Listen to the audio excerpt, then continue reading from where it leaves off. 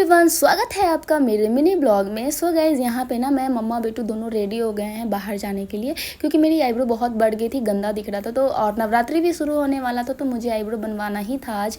तो मैं बाहर निकल गई हूँ बेटू के साथ, लेकिन मैं डायरेक्ट पार्लर नहीं जाके मैं जाऊँगी पहले इनके ऑफिस, क्योंकि बेटू को लेके पार्लर जाना पॉसिबल नहीं था। तो मैं सोची कि पापा के पास इसको छोड़ देते हैं, बट ये बोले कि मेरा भी टाइम लगभग ऑलमोस्ट ख़त्म ही है, तो 5 मिनट वेट कर लो, मैं शट डाउन कर लेता हूँ तो चलता हूँ।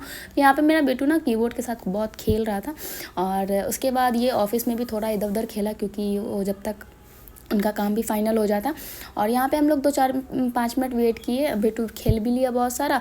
एंड उसके बाद फिर हम लोग यहाँ से निकल गए गोलचा के लिए, क्योंकि जहाँ पे ना मैं आईब्रो बनवाती थी उनका पार्लर बंद था, लेकिन मुझे जैसा कि नवरात्रा चालू था तो मुझे बनवाना ही था। तो मैं आ गई यहाँ गोलचा पे, एक पार्लर था छोटा सा, तो मैं सोची यहीं पर बनवा लेती हूँ। तो ये है पार्लर, इसी में मैंने ना अपना आईब्रो बनवा लिया है।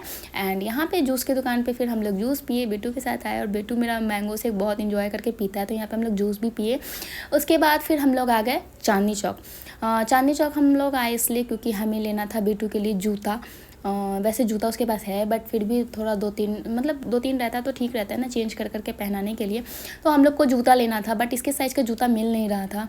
तो फिर एक दुकान तो मिला, बट वहाँ पे वही प्रॉब्लम था। मैं जैसे बोली कि इसके लिए जूता होगा, तो वो बोले कि नहीं, इतना छोटा साइज़ का जूता नहीं है।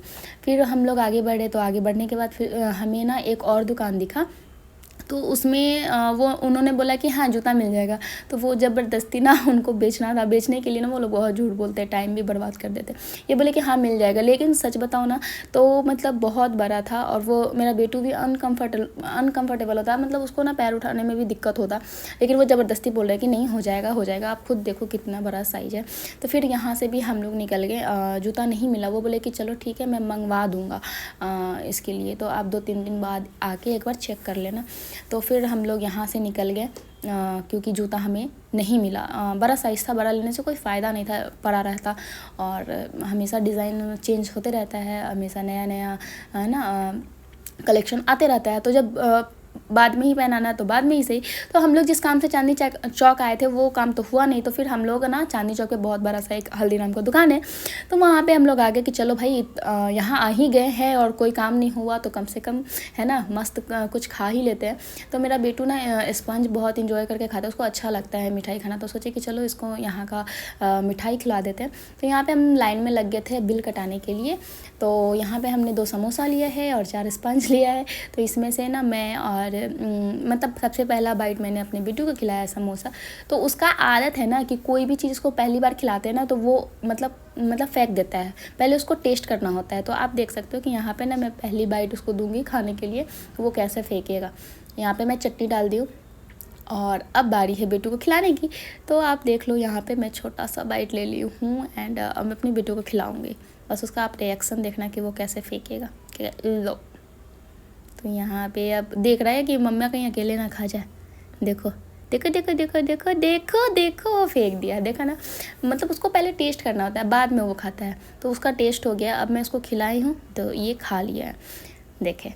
उसके बाद मैं ना हाय हाय इसको अच्छा लग गया, अब तो अब वो खाया है। और उसके बाद उसके पापा को भी खिला दी, क्योंकि उनका हाथ वो बेटू को लिए हुए थे गोदी में, और दूसरे हाथ से कैमरा भी लिए हुए थे, तो इसलिए मैंने उनको भी खिलाया। हम लोग खाए खूब, और उसके बाद निकल गए घर के लिए। तो घर के लिए जा रहे थे, तो भाई पता नहीं थम्सअप से हमें क्या ही प्रेम है।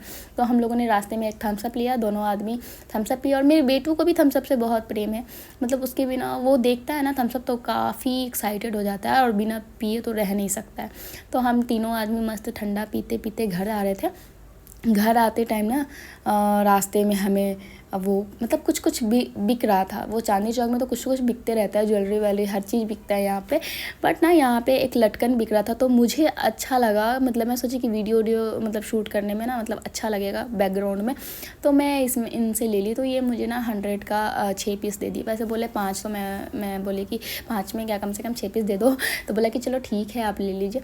तो मैं ना वो लटकन ले ली। उसके बाद लाल किला के रास्ते से घर के लिए जा रही थी, तो लाल किला एकदम सन्नाटा पड़ा हुआ था और यहाँ पे लगा हुआ था मेला, क्योंकि नवरात्रि आने वाली है। सो यहाँ पे मैं मेला के अंदर घुस गई, देखी कि चलो देखते हैं मेला कैसा लगा हुआ है। बट अभी लग ही रहा है, कुछ खास नहीं है, बस झूला झूला है। बाकी अंदर कोई मार्केट वगैरह नहीं है, क्योंकि अभी लगा ही रहा है वो लोग। तो हम लोग फिर मेला से निकल गए बाहर, और आप देख सकते हो ना यहाँ लाल किला एकदम सन्नाटा पड़ा हुआ है, मतलब लग रहा है कि लाल किला के अंदर कोई है ही नहीं। तो मतलब बस हम लोग जा रहे थे घर जाते जाते हमें कान में ना बहुत ही सारा आवाज़ सुनाई दिया, जस्ट लाइक ये क्या बोलते हैं, प्रोग्राम का। क्योंकि लाल किला में ना नवरात्रि में 10 दिन रामलीला चलता है, तो बहुत ही अच्छा से सजावट चल रहा था और प्रोग्राम हो रहा था यहाँ पे। तो हम लोग सोचे कि चलो अगर एंट्री होगा तो हम लोग एंटर करके देखेंगे कि मतलब कैसा प्रोग्राम है, क्योंकि इसके बाद विदाउट पास नो एंट्री। तो हम लोग फटाफट से घुस गए प्रोग्राम में बल्ले बल्ले करके। उसके बाद प्रोग्राम में गए और वो थोड़ा सा गाना वाना सुन लिए, फिर वहाँ से हम लोग निकल गए घर के लिए।